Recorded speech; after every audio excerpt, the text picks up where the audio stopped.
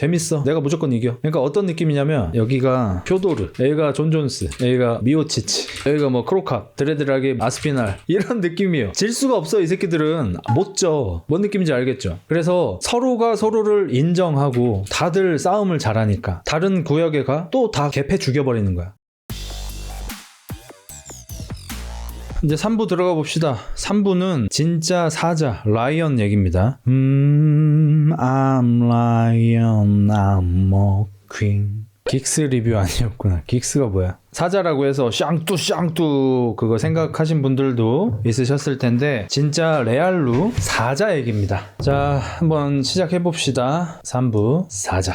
사자 이야기가 유명한 게 꽤 많습니다. 오늘은 그 중에서도 가장 유명한 거 하나, 그리고 좀 덜 유명한 거 하나 이렇게 묶어서 좀 한번 해보도록 하겠습니다. 자, 여러분 일단 조금 상식으로 알고 들으셔야 하는 게 사자는 무리를 지어 사는 유일한 거죠. 유일한 고양이과 맹수입니다. 암사자 무리는 프라이드라고 부르고요. 숫사자 무리는 콜리션이라고 부릅니다. 요거는 조금 알고 계셔야 해. 영화 사자 하는 줄 샹뚜 코얼리션이 맞나? 코얼리션으로 할게. 그러면 코얼리션을 더 많이 들어본 것 같긴 하다. 그래서 첫 번째로 소개드릴 이야기는 프라이드에 대한 이야기고요. 두 번째로 소개드릴 이야기가 코얼리션 이야기입니다. 코얼리션 이야기는 이제 아마 가장 유명한 마포호에 대한 이야기고요. 앞에 프라이드에 대한 이야기는 아마 많이 알려지진 않은 것 같은데 넷플릭스에 포식자들이라는 다큐멘터리가 있고 여기에 이제 뭐 곰도 나오고 사자도 나오고 호랑이도 나오고 표범도 나오고 다양하게 나오는데 그 중에서 사자 편을 좀 참고해서 말씀드리도록 하겠습니다.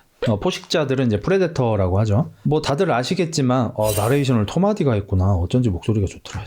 아프리카에는 사자가 살죠.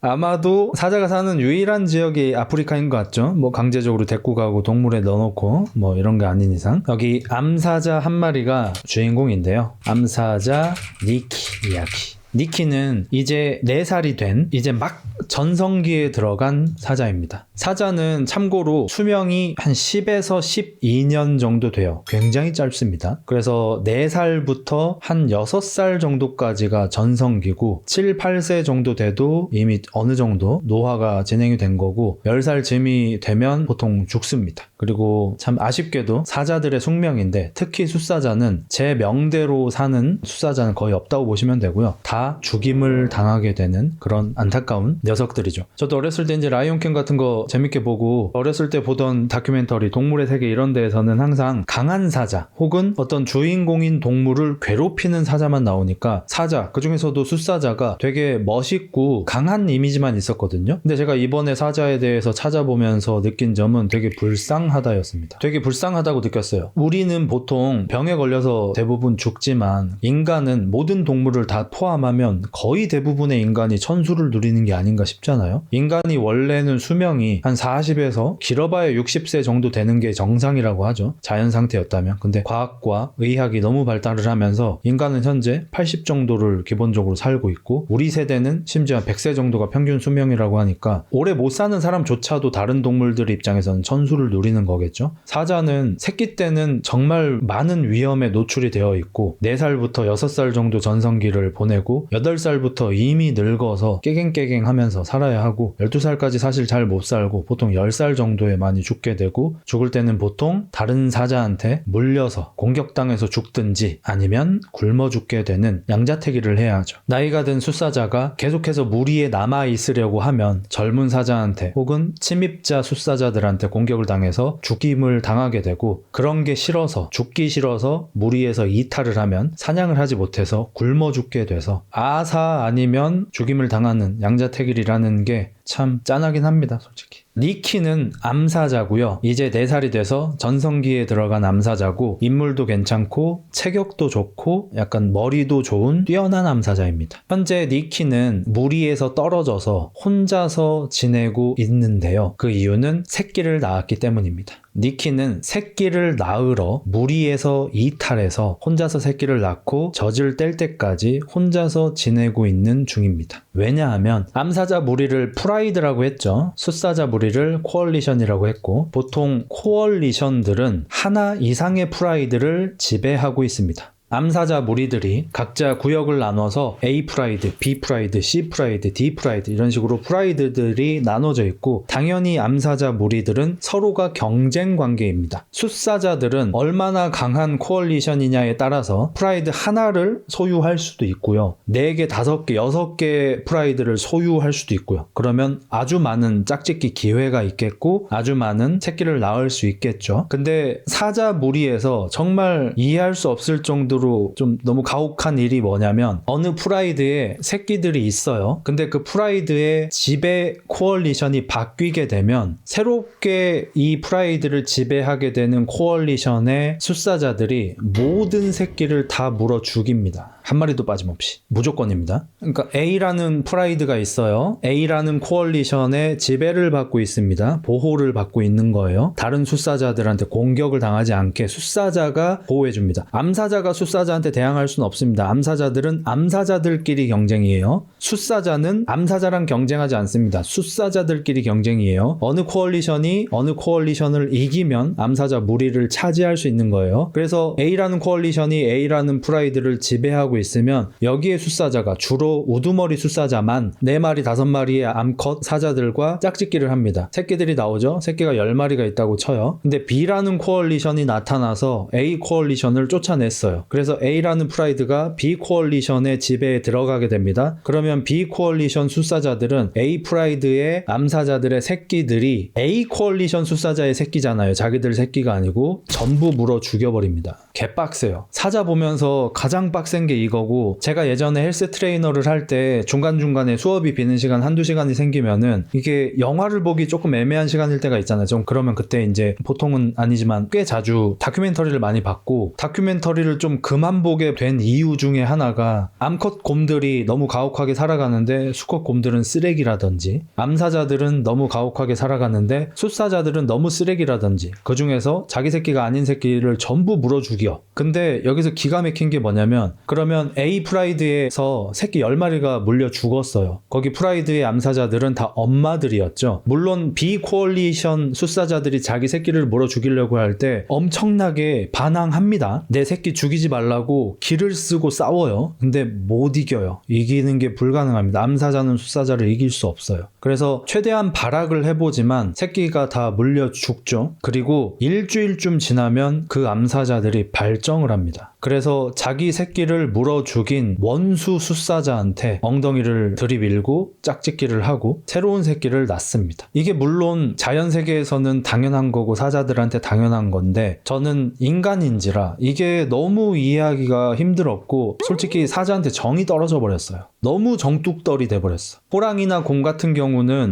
튀충이죠. 수컷들이 암컷한테 싸고 튀면 암컷 곰이나 암컷 호랑이들이 힘들게 육아를 하죠. 그것도 인간 입장에서는 좀 심하다라는 생각이 드는데 사자는 개빡세요. 그래서 제가 사자 다큐멘터리를 안 보기 시작했어. 그럼 이번에 니키는 왜 무리에서 나와서 새끼를 낳게 되냐? 아무래도 숫사자들이 가장 신경이 쓰이겠죠. 우리 프라이드를 지배하고 있는 코얼리션 말고 다른 코얼리션이 와서 내 새끼를 물어 죽이는 것. 근데 심지어 우리를 지배하고 있는 코얼리션 중에서도 서열 싸움이 일어나면 보통은 우두머리 사자만 짝짓기를 할 수 있는 권한이 있습니다. 근데 우두머리가 바뀌어? 그래도 모든 새끼 다 물어 죽임. 미쳐버리는 거예요 이게. 그러니까 무조건 숫사자 중에서 최고의 무리만 짝짓기를 할 수 있고 그 최고의 무리 중에서도 보통은 1등 사자만 짝짓기를 해. 이러니까 어미 입장에서는 임신을 하고 출산이 다가오면은 프라이드에서 멀리 떨어져서 혼자서 지내는 게 차라리 안전한 거죠. 거기에다가 숫사자들 중에서 코얼리션을 형성하지 못하는 숫사자들도 나옵니다. 보통은 사자가 한 서너 마리 정도가 코얼리션을 형성을 하는데 여기에서 배제된 나약하거나 뭐 왕따를 당하거나 하는 숫사자들은 혼자서 떠돌아다니거든요. 이 떠돌이 숫사자들은 자기가 짝짓기를 하고 싶어서 새끼 사자를 물어 죽이는 경우도 있겠지만 그냥 배고파서 잡아먹으려고 죽이는 경우도 있어요. 그러니까 프라이드에 소속되어 있다는 것은 다른 숫사자들한테서 우리를 보호해주는 다른 어떤 야쿠자가 있다. 이런 느낌인데 다른 야쿠자들 혹은 서열 싸움이 일어났을 때 너무너무 위험하기 때문에 밖에 나와서 새끼를 낳는 겁니다. 그래서 니키는 밖에 나와서 새끼를 낳고 대충 한 2달 정도가 지났고요. 니키는 이번에 처음으로 새끼를 낳은 거였습니다.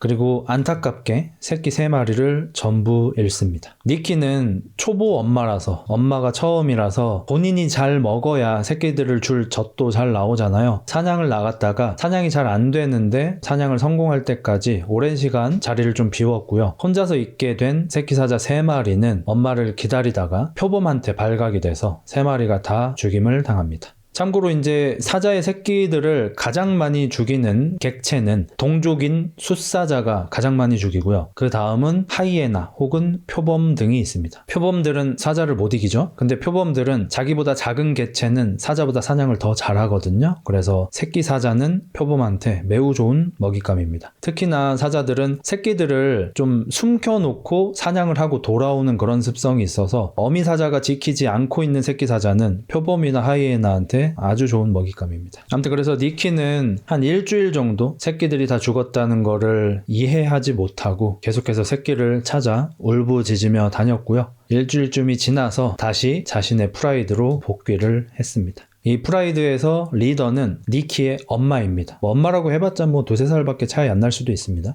그래서 엄마가 있고 이모도 있고 그 다음에 자기의 자매도 있어서 여기는 암사자 한 4마리 정도가 프라이드를 형성하고 있습니다. 엄마, 이모, 자매니까 굉장히 돈독하고요. 여기에서 에이스는 니키입니다. 리더는 니키의 엄마지만 니키의 엄마는 이제 나이가 좀 들어가고 있고요. 니키가 전성기에 올라와 있고 또 체격도 좋아요. 그래서 사냥을 할 때 항상 앞장서고 항상 사냥을 할 때 높은 성공률을 보이는 것도 니키라 니키한테 상당히 의존적인 프라이드입니다. 그리고 조금 불안불안하게도 이 니키가 속한 프라이드 근처에는 사실상 한 구역을 서로 나눠 먹고 있는 프라이드가 있는데 이 프라이드는 또 암사자가 6마리예요. 그래서 사실 생존이 살짝 빡센 상태입니다. 원래 프라이드들이 각자의 구역을 이렇게 점거하고 있잖아요. 근데 한 구역에서 니키의 프라이드와 앙숙인 프라이드가 공통적으로 지내고 있습니다. 그 이유는 이 두 프라이드를 지배하고 있는 코얼리션이 같기 때문이에요. 그래서 이 두 프라이드는 사이가 안 좋고 서로 으르렁거리지만 또 자신을 지배하고 있는 그 코얼리션의 눈치도 어느 정도 봐야 하니까 너무 대대적인 싸움을 하진 않습니다. 그러면 이 두 프라이드는 어미들은 다 다르지만 그 아빠는 수컷 1마리일 거란 말이에요. 해봤자 2마리. 그러니까 이 코얼리션 숫사자들 입장에서는 얘들이 사이가 좋지 않지만 어차피 다 내 첩들인 거야.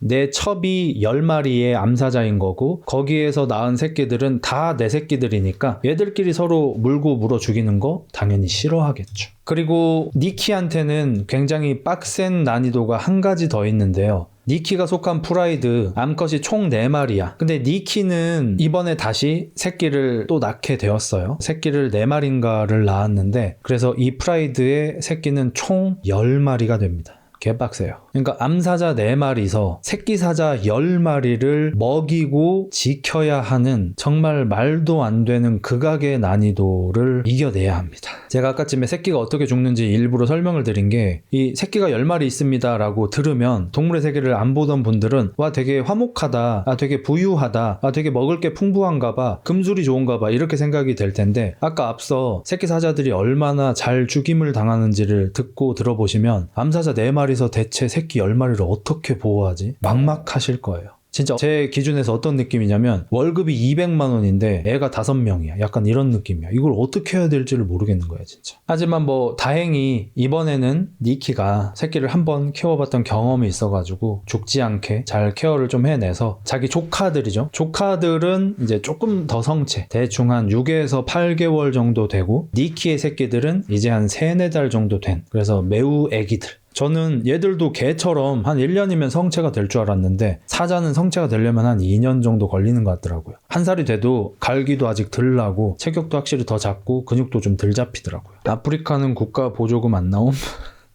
어쨌든 니키는 자기 새끼도 있지만 또 조카들도 많아서 오늘도 열심히 멧돼지를 사냥했습니다. 사냥을 하니까 새끼 사자들이 숨어 있다가 이모가 엄마가 사냥 성공했다 하고 이렇게 꼬물꼬물이들이 뛰어나와가지고 먹이를 탁 먹어요. 니키는 새끼들 먹으라고 자리를 좀 피해줍니다. 근데 그때 코얼리션의 숫사자 한 마리가 뛰어와서 저리 꺼져 이 새끼들아 여기가 어디라고 하고 사냥한 돼지를 처먹기 시작합니다. 어렸을 때 이거 보면서도 개빡 돌았는데 이 코얼리션은 지금 현재 프라이드 4개를 거느리고 있는데요. 숫사자가 4마리인가 있습니다. 이 숫사자 4마리는 하는 일이 자기가 거느리고 있는 프라이드 4군데를 돌아다니면서 명목상으로는 지켜주는데 그냥 밥을 얻어먹습니다. 숫사자들은 사냥을 잘 하지 않습니다. 이제 프라이드가 사냥을 계속 못해서 자기 새끼들까지 다 굶어 죽을 지경이 되면 숫사자들도 나서서 사냥을 합니다. 그리고 암사자들은 보통 좀 잔잔바리들을 사냥하는 데 비해서 숫사자는 바로 그냥 물소 잡으러 가고 좀 빡센 걸 잡긴 해요. 근데 어지간해서는 몸을 움직이지 않습니다. 마치 우시지마에서 몸을 파는 여자친구를 둔 동네 양아치 기둥서방 새끼처럼 맨날 빠찡코 가고 도박하고 와이프가 몸 팔아서 벌어온 돈으로 먹고 사는 그런 쓰레기 새끼 같은 게 숫사자한테는 그냥 기본입니다. 그래서 이 새끼들은 사냥도 안 하고요. 그냥 씨발 자기들이 거느리고 있는 프라이드를 뱅뱅 돌아다니면서 오늘은 여기서 한 2주 정도 먹고 자고 해. 다음 여기 가서 2주 정도 먹고 자고 해. 여기 가서 2주 정도 먹고 자고 해. 이거는 뺑뺑이 계속 도는 거예요. 수금 시스템처럼. 그냥 짝짓기 하고 밥 처먹고 짝짓기 하고 밥 처먹고. 이 백수의 왕인데 진짜 개백수 새끼야. 개백수의 왕이야. 이게 좀 얼마나 슬펐냐면 니키는 사냥하다가 다리까지 다쳐가지고 다리를 쫄뚝거려.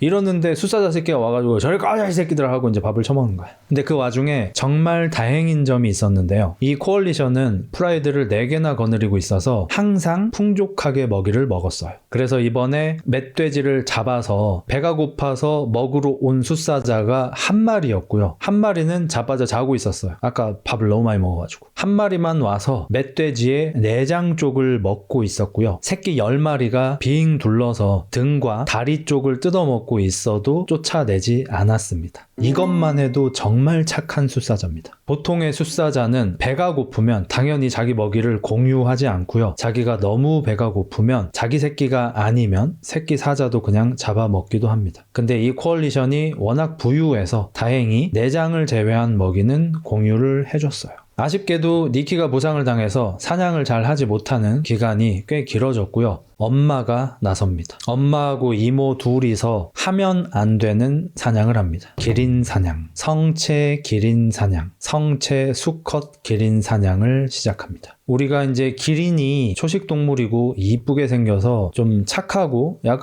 빠빈 이미지가 있잖아요. 근데 사실 동물 학자들이 아프리카에서 가장 위험한 동물 투탑으로 꼽는 게 바로 기린과 하마입니다. 하마는 의외로 아프리카에서 가장 사람을 많이 죽이는 흉폭한 동물 새끼고 싸움도 잘하고요. 악어 두 동강 내버리고요. 기린 같은 경우도 맞다이로 코끼리한테 지긴 져요. 근데 코끼리보다 약간 더 정신병이 있는 새끼. 그래서 평소에는 평온한데 야마가 돌면 칭 개발광을 하는 게 성체 기린이고 기린의 다리가 가늘어 보이는 건 단지 너무 길어서고 다리가 가늘지도 않아요. 길고 두껍고 강력한 다리로 이 새끼 저 새끼 다 발로 차고 다니는데 특히나 사자나 표범 같은 새끼들이 기린한테 덤빌 때 밟히면 바로 뒤집니다. 기린 피해망상 있어서 킥 엄청함. 진짜입니다 여러분. 이게 너무 자격지심 열등감이 심해가지고 피해망상 병이 있어서 조금만 킹 받으면 바로 그냥 발로 차버리거든요. 근데 발 차이가 너무 세. 다리가 너무 딱딱하니까 그리고 크고 기니까 어차피 힘은 질량 곱하기 속도 아니야. 속도가 느려도 질량이 뒤지잖아. CP0 카쿠. 그래서 심지어 숫사자 무리들조차도 성체 기린 사냥은 잘 하지 않습니다. 근데 니키가 부상을 입어서 사냥을 못하니까 엄마하고 이모 둘이서 성체 수컷 기린한테 달려들었고요. 뒷다리 아킬레스건을 한쪽씩 도맡아서 물었습니다. 아킬레스건을 물어뜯고 막 어금니로 질겅질겅 씹고 개를 떨고 있고요. 기린도 참 불쌍한 게 아킬레스건에 사자 2마리 달고 어떻게든 여기를 벗어나려고 계속해서 뛰려고 하지만 뛰어지지는 않고요. 이렇게 힘든 싸움이 진행되고 있고 엄마와 이모가 니키한테 신호를 보냅니다. 니키야 너밖에 없단다. 일어나렴 니키. 니키는 왼쪽 앞발을 쩔뚝이고 있었는데 엄마와 이모의 사인을 받고 쩔뚝쩔뚝 걸어가서 혼신의 힘을 다해 기린 등으로 올라탑니다. 아킬레스건 공격만으로는 기린이 넘어지지 않고요. 올라타서 무게중심을 계속 흔들어야 합니다. 척추 같은 데도 계속 물어야 하고. 니키가 에이스 역할을 맡았고요. 니키야 네가 앞발이 아픈 거 나도 안단다. 하지만 뒷다리는 멀쩡하잖니? 점프다. 그래서 니키가 5번 6번 계속해서 점프를 해서 기린 척추 그다음에 랄 를 엄청 물어뜯었습니다. 부를 물어뜯어가지고 고통 때문에 도저히 안 되겠다. 발 죽는 게 낫겠다. 내가 지금 아킬레스건 끊어지고 발 터져서 살아서 뭐하냐 라고 포기를 한 기린이 쓰러지자 암사자 3마리서 목을 물어서 죽였습니다. 이 기린 한 마리, 성체 기린 한 마리는 새끼 10마리와 니키의 프라이드, 암사자 4마리가 일주일 동안 배불리 먹을 수 있는 어마무시한 양의 식량입니다. 지금 이 친구들이 이제 밥을 먹고 기린 옆에서 너무 배가 불러서 쓰러져 있는데요. 배가 올챙이처럼 부풀어 있어요. 하도 많이 처먹어가지고. 하지만 이런 행복했던 시절도 잠시 아프리카에서는 매우 같은 일이 일어납니다.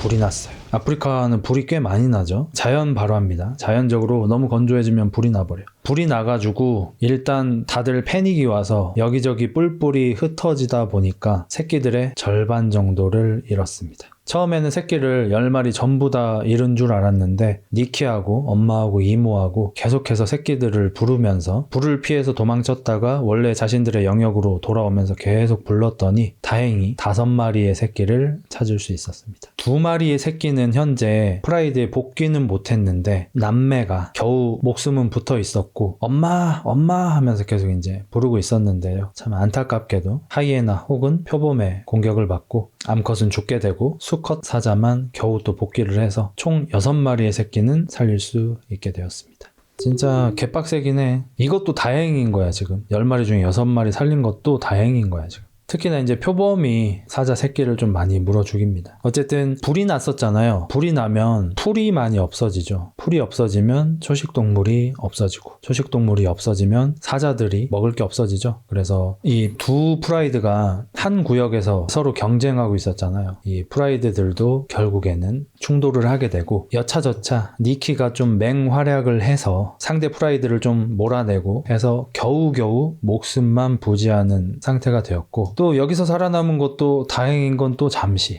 또 우기가 옵니다. 아프리카에서는 이제 5월에 보통 우기가 오는데 비가 억수로 내리죠. 그러면 땅에 한 3분의 1에서 절반 정도가 잠겨버려요. 물에 잠긴다는 거는 땅이 좁아진다는 거잖아. 그러면 영역 싸움을 하는 사자들 입장에서는 훨씬 더 경쟁이 치열해집니다. 그래서 니키의 프라이드를 지배하고 있던 코얼리션 숫사자들도 매일매일 전쟁, 싸움을 하느라 정신이 없고요. 저번에 불이 났을 때 겨우 몰아냈던 상대 프라이드들도 이제 슬슬 영역을 선 넘을 때까지 침범을 해옵니다. 그래서 니키도 이번에도 역시 내가 여기 에이스니까 상대 프라이드는 암사자가 6마리고 우리는 4마리밖에 안 돼서 좀 쫄리지만 저번에 몰아냈던 것처럼 암사자 1마리가 좀 선을 넘길래 니키가 달려가서 너 넘어오지 말라고 했지? 라고 이제 싸우려고 했는데 당했습니다. 빨렸어요. 상대 프라이드에서 밥년을 하나 보내서 니키가 출동하게 만들었고요. 니키는 도망가기 어려울 정도로 깊이 들어가 버렸고 상대 프라이드 6마리의 암사자가 니키를 둘러쌌습니다. 아무튼 그래서 니키가 좀 위험에 처했거든요. 근데 여러분 건기와 우기를 지금 한번 지난 거잖아요. 그렇다는 건 뭐죠? 1년이 지났다는 거죠. 니키의 새끼들은 애기들이었지만 니키가 속한 프라이드에서 엄마와 이모와 자기 자매의 새끼들은 6개월에서 8개월이었죠. 그리고 지금은 2살이 되었죠. 이 프라이드의 새끼들이 어느새 거의 성체가 되어서 니키를 구해주고 에피소드가 끝이 납니다. 다행이네요. 내가 좀 헷갈려가지고 됐나 싶었는데 다행이었습니다. 휴! 거의 어벤져스 어셈블로 조그맸던 애들이 존내 커져가지고 이모를 구하러 왔습니다. 휴! 니키 안 죽었어요. 다행이다.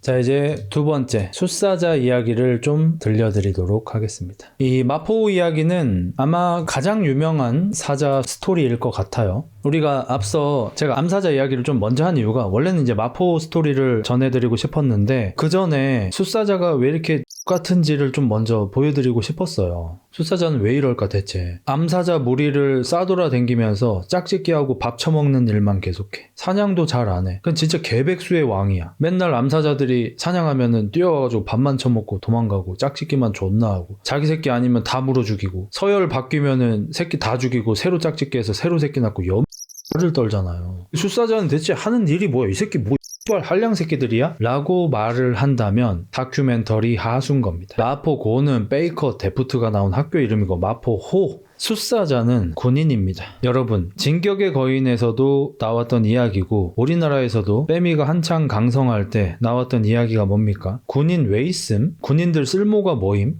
그냥 캠핑 가서 밥만 처먹는 거 아님? 이런 진 같은 소리들이 나왔었잖아요. 숫사자를 개백수라고 무시하는 게 그것과 똑같을 정도로 무지랭이 같은 발언입니다. 우리나라에 만약에 군인이 없다면 북한이, 중국이 혹은 러시아도 바로 밀고 내려올 수가 있지 않습니까? 무조건은 아니지만 확률이 높겠죠. 무력이 강해야 싸우지 않을 수 있는 권한이 생기는 거죠. 무력이 없이 우리 싸우지 말자는 좀 나쁜 말이 나올 것 같은데 그럴 수 없는 거죠. 그냥 무능력이죠. 내가 강하기 때문에 안 싸울 수 있는 선택지가 생기는 거죠. 숫사자도 마찬가지입니다. 숫사자가 밥만 먹고 하는 일이 없다? 숫사자가 있기 때문에 프라이드가 존재할 수 있는 겁니다. 말씀드린 것처럼 숫사자는 짝짓기하고 밥 처먹고 싸우는 거 세 가지밖에 안 합니다. 생을 사는 동안 그리고 숫사자들은 그냥 사람으로 치면 다 사페 새끼들이라고 생각하면 됩니다. 그 말은 암사자들이 새끼를 키우잖아요. 누구든 와서 다 죽이는 거예요. 그냥 숫사자만 보이면 무조건 도망쳐야 돼. 새끼는 그냥 100% 다 죽는 거라고 생각하시면 됩니다. 하지만 숫사자들이 코얼리션을 형성해서 자기 슬하에 프라이드들을 두면 이 프라이드는 이 코얼레이션 산하에 있다. 이러면 다른 숫사자가 못 건드려요. 건드리면 안 돼요. 건드리면 다 뒤져요. 마포호는 아프리카 땅 역사상 가장 강력했던 코얼리션의 이야기고요. 마포호도 아주 많은 프라이드를 당연히 거느렸겠죠. 마포호 산하에 있는 프라이드는 다른 숫사자들한테 공격을 받지 않게 됩니다. 그러니까 정말로 약간 야인시대 혹은 우시지마 야쿠자들처럼 너 여기서 장사해도 돼 허락을 맞는 것처럼 여기서 물장사를 하고 있는데 어디 잔잔바리 깡패 같은 새끼가 와가지고 진상을 부려? 우리 흑자구미 소속인데요? 이러면 미안합니다. 이러진 말아주세요. 어느 야쿠자한테 보호를 받고 있어야 살아남을 수 있는 그런 세상. 뒤봐주는 게 진짜 야쿠자랑 똑같은 거예요. 그럼 숫사자는 싸움만 하고 밥 먹고 짝짓기만 지으니까 쟤네 개꿀 인생이다? 그렇지 않죠. 초반에 말씀드렸던 것처럼 숫사자 새끼들 어렸을 때 살해당하고 어렸을 때 죽고 굶어 죽고 이런 거 빼고 성체까지 성장한다 해도 기대 수명이 10살 정도. 전성기는 4살에서 6살 정도. 그리고 대부분의 숫사자는 다른 숫사자 혹은 하이에나 혹은 표범 같은 것한테 죽임을 당합니다. 그러니까 인간이라면 나중에 죽을 때 살해당하는 운명으로 태어나는 인간이 있다고 쳐봐. 얼마나 불쌍해. 내가 병들어서 아프다 죽는 것도 그렇지만 내가 죽을 때 약해지고 나면 다른 남자 사람이 와서 날 살해해. 그렇게 죽어야만 하는 운명이야. 얼마나 힘들어요. 숫사자는 그게 당연합니다. 키류사자.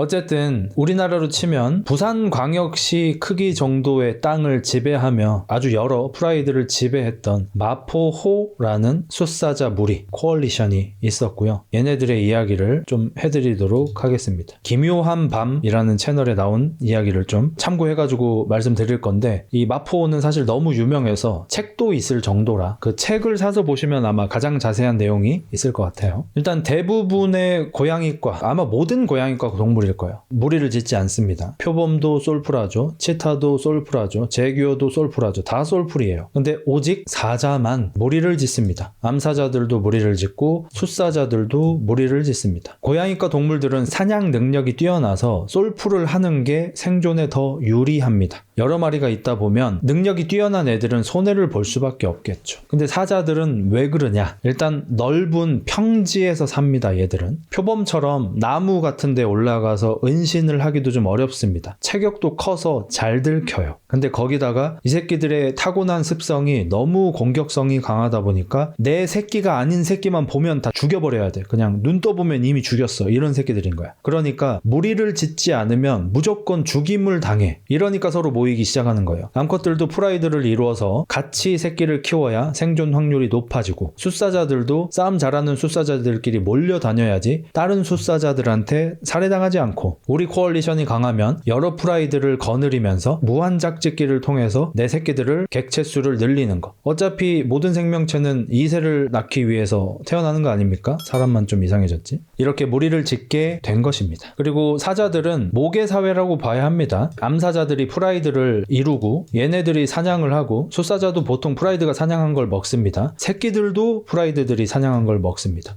그러면 암사자들만 사는 게 훨씬 유리하겠네요? 아니요. 지켜주는 숫사자가 없으면 다른 숫사자가 와서 새끼를 다 물어 죽여버리기 때문에 어쩔 수가 없는 거죠. 세금 내듯이 숫사자들한테 국방비를 내야 합니다. 어떠한 프라이드가 있었고요. 이 프라이드는 강력한 코얼리션의 보호를 받아서 굉장히 안정적으로 새끼를 키웠습니다. 새끼들의 숫자는 5마리였습니다. 수컷만 5마리인 겁니다. 그리고 어느 날 그 5 형제들한테 어떤 젊은 숫사자 하나가 접근을 해옵니다. 숫사자들 사이에서는 불문율인 겁니다. 각자의 구역이 있고 자기 구역이 아닌 곳에 침범을 한다는 거는 날 죽이십시오. 혹은 야 맞짱 뜨자 뻘놈들아, 둘 중에 하나예요 무조건. 근데 이 숫사자가 터벅터벅 걸어 들어오자 역시 어린 5 숫사자는 으아 하면서 냄새 좋노 이러면서 반겨줍니다. 왜? 형제의 냄새가 나요. 알고 봤더니 방금 걸어오던 대충 1살 정도 더 많은 이 숫사자는 같은 프라이드의 암사자가 딴 데 가서 나아갔었던, 그래서 잠깐 무리해서 이탈을 했었던 숫사자입니다. 그래서 이 숫사자만 나이가 1살 정도 더 많고요. 나머지 5 숫사자는 나이가 다 같습니다.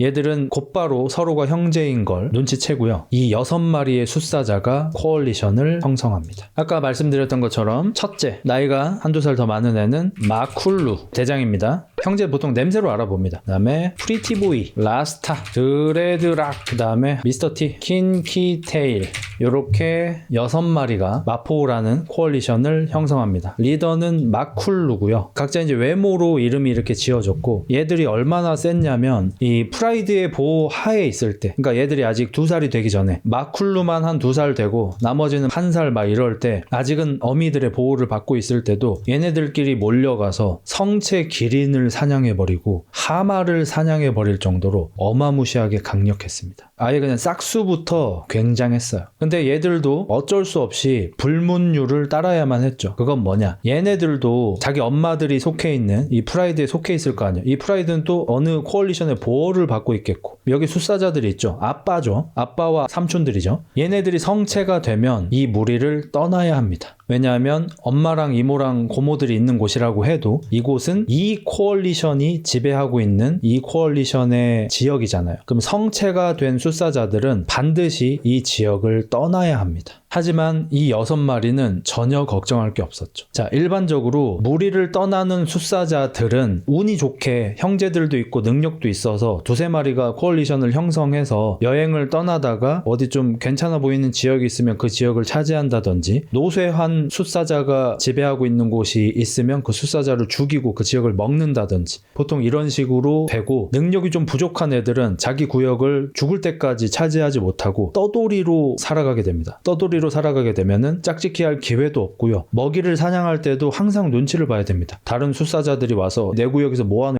새끼야 이러니까, 그리고 한번 찍히면 쫓아오기도 한단 말이에요. 그러면 오늘은 이 남의 구역에서 조금 사냥하고 다음 주에는 이 남의 구역에서 좀 사냥하고, 이런 떠돌이 생활을 맨날 해야 하고, 이러니까 잘 먹지 못하고 영양이 부족한데 유산소를 많이 하니까 체격이 작아지고, 체격이 작아지면 더 밥이 돼서 그냥 평생 얻어 터지면서 살다가 죽게 되는 그런 운명도 많거든요. 근데 여기는 형제도 많은 데다가 여기서 가장 약한 개체조차도 보통의 사자보다는 훨씬 셌어요. 이 중에서 이제 가장 셌던 건 당연히 리더인 마쿨루는 사실 얘네들보다 형이잖아요. 그래서 이미 독립을 했었어요. 독립을 해서 떠돌이 생활을 좀 했고요. 형제 1~2명이랑 같이 떠돌이 생활을 하다가 형제들이 다 죽임을 당했어요. 다른 사자들한테. 근데 마쿨루는 좀 싸움을 잘해서 겨우 목숨을 건지고 자기가 원래 있었던 엄마 프라이드 쪽으로 돌아왔는데, 천만다행으로 그때 이 프라이드를 지배하고 있는 코얼리션 숫사자가 없었기도 하고, 다른 형제들이 형이다 하고 반겨줘서 이 무리에 속할 수 있게 된, 어떻게 보면 운이 좋은 애입니다. 운 나빴으면 물려 죽었을 거예요. 아무리 싸움을 잘해도 다구리는 장사 없으니까. 그래서 얘가 등치도 크고 경험도 좋아. 떠돌이 생활을 해봤다는 거는, 살아남았다는 건 강하다는 겁니다. 눈치도 볼 줄 알고, 작전도 짤 줄 알고, 사냥도 할 줄 알고, 정치가 뭔지도 알고, 지금 내가 여기 싸워도 된다? 요건 도망가야 된다. 이런 판단력이 굉장히 좋아서 싸움도 잘하지만 머리도 좋은 그냥 리더 그 자체. 나머지 애들도 잘 쳐. 근데 이 중에서 좀 미스터 T가 가장 공격성, 어그레시브가 강한, 그냥 사냥을 할 때 항상 앞장서고 언제나 먼저 싸우고, 맞다이를 떠도 항상 행동대장으로 먼저 싸우는. 킹키테일이 조금 신기한 게, 요 둘이가 이제 형제고 요 셋이가 이렇게 형제인가 그럴 거예요.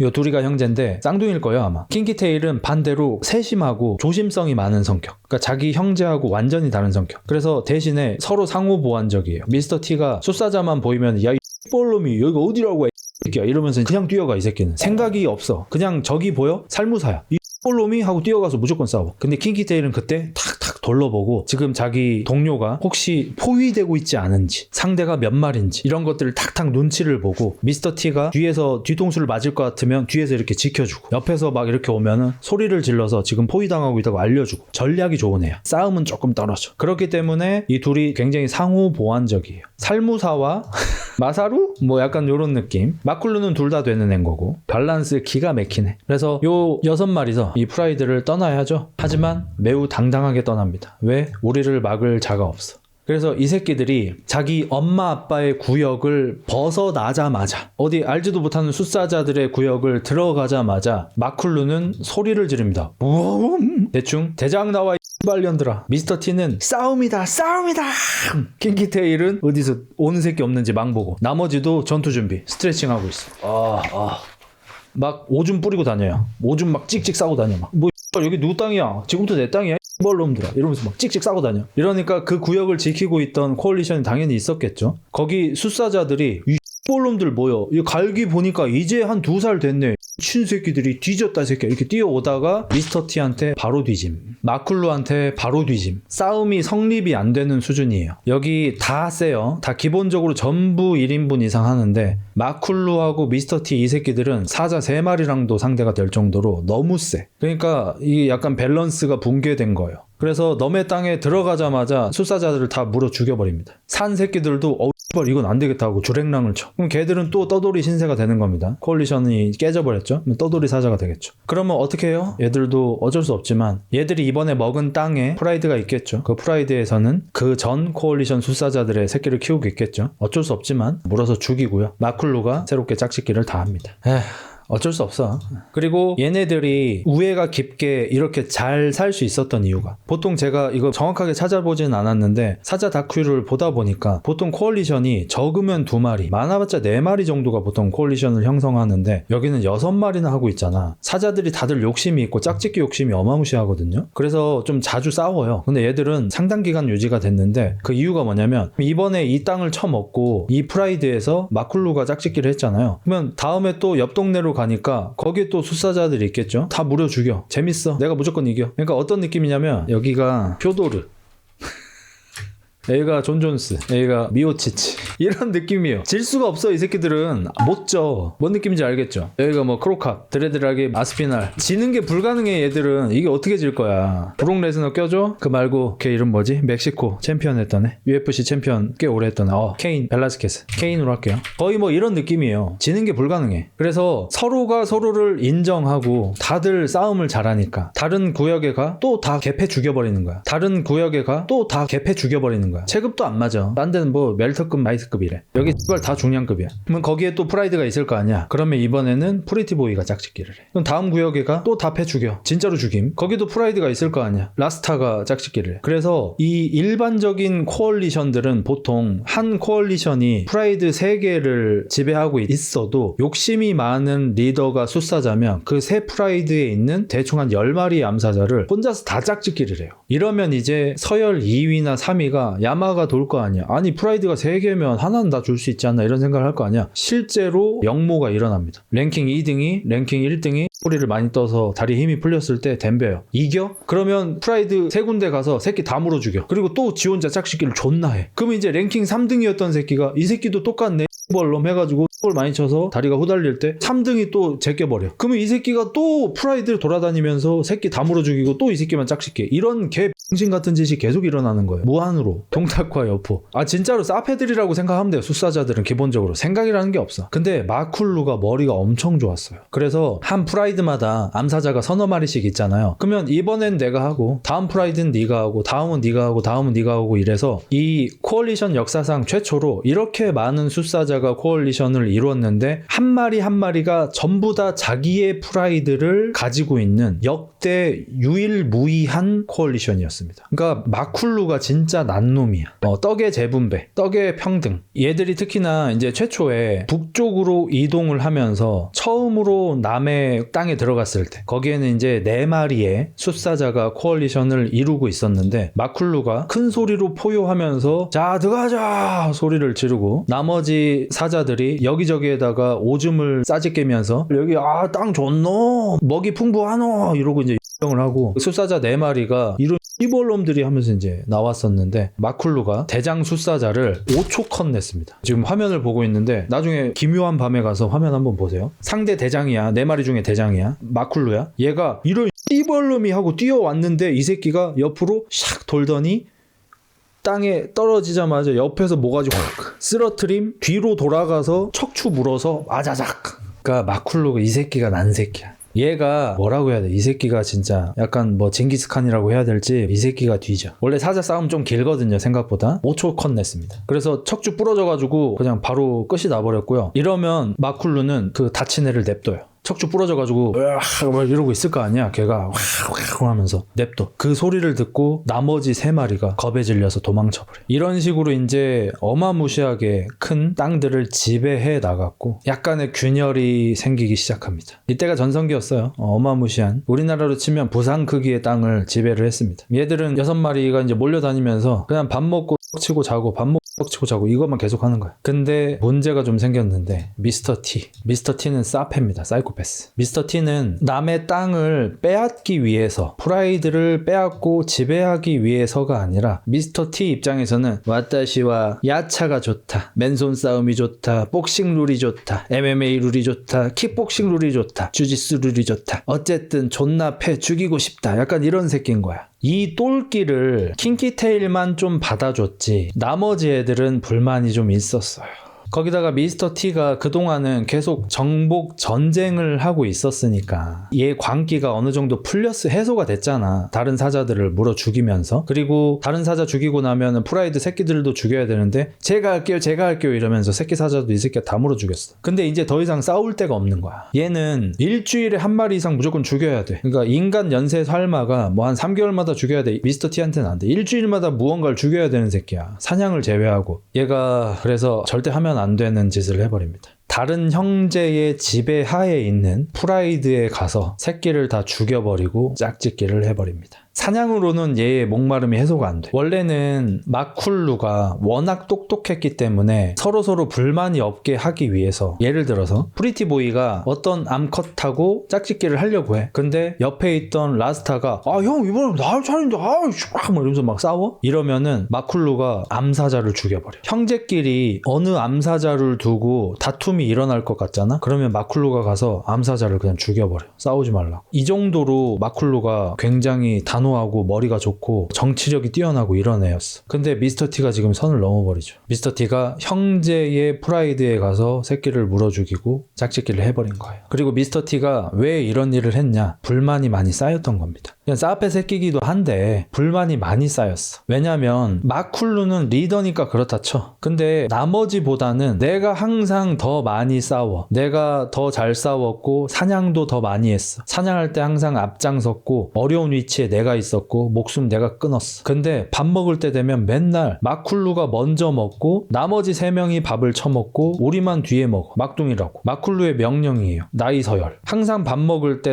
칠 때 형 먼저 그 다음 형제들 먼저 그 다음 막내들. 항상 이렇게 하는 거야. 킹키테일은 상관없었는데 미스터 T는 이게 꼴받은 거야. 그래서 야마가 돌아서 마쿨루는 모르겠는데 내가 제발 니들보단 위지 이런 생각으로 얘네들이 지배하고 있는 프라이드에 가서 새끼를 다 물어 죽이고 짝짓기를 해버린 거예요. 마쿨루가 어쨌든 미스터 T가 행동 대장이니까 그리고 이 형제들 간의 우애를 또 깨기가 싫어서 최대한 좀 참고 있다가 미스터 T가 이번에는 너무 선을 넘었다라고 생각해서 마쿨루가 미스터 T한테 다가가고요. 싸움이 시작되고 미스터 T는 사실 자기가 더 셀 줄 알았을 거예요. 싸움을 할 때도 항상 내가 앞장서서 내가 더 많은 숫사자를 물어 죽였으니까 내가 큰 사냥감을 사냥할 때 내가 항상 앞장섰으니까 자기가 더 셀 줄 알았을 거야. 근데 미스터 T는 그냥 호전성이 가장 강했던 거지 공격성이 가장 강했던 거지 전투력이 가장 강한 건 아니에요. 마쿨루는 미스터 T보다 덩치가 훨씬 컸고요. 머리도 더 좋아서 생각보다 쉽게 미스터 T가 제압됩니다. 하지만 마쿨루는 관대했어요. 나는 관대하다. 원래는 이렇게 서열 싸움이 일어나면 죽이든지 불구로 만들어버리고 무리해서 내쫓거든요. 아니면 죽여서 그냥 먹어버리기도 하고. 근데 마쿨루는 형제를 죽일 수가 없어서 크게 다치게 하지도 않고 그냥 서열 싸움만 하고 끝을 냅니다. 미스터 T는 자기가 싸움을 제일 잘하는 줄 알았어요. 존존수였어요. 근데 싸움에서 지고 나서 엄청나게 자존심에 상처를 입었고요. 그래서 무리해서 떠날 작정을 합니다. 이 장면이 저는 진짜 멋있었는데, 어쨌든 마쿨루하고 미스터 T가 싸우긴 했지만 뭐 진짜 불구로 만들고 죽이고 이러지 않았잖아요. 그래서 멀쩡하게 돌아다닙니다. 어느 날 이제 얘네들의 구역에서 물 먹기 제일 좋은데, 물맛이 제일 좋은데 6마리가 동시에 모이고요. 6마리가 똑같이 물을 마시고요. 한 샷에 그 6마리가 잡혀 있는데 굉장히 멋있습니다, 여러분. 물을 다 먹고 나서 6마리가 한동안 거기에 앉아 있다가 마쿨루를 선두로 해서 나머지 4마리가 자리를 일어나서 어딘가로 걸어갑니다. 사람처럼 말을 하진 않지만 너네는 이제 이곳을 떠나야 해 라는 암묵적인 표시를 한 거죠. 정확하게는 미스터 T한테 떠나라고 한 거죠. 미스터 T는 그 말을 알아먹고 자리에서 일어나서 구역이 아닌 동쪽으로, 얘들이 이제 서쪽을 전부 정복했거든요. 동쪽으로 걸음을 옮기기 시작했고요. 킹키는 자기 쌍둥이 형제를 버릴 수가 없어서 미스터 T를 따라갑니다. 그렇게 마포호는 두 무리로 갈리게 됩니다. 안타깝죠. 킹키 거의 진궁이네.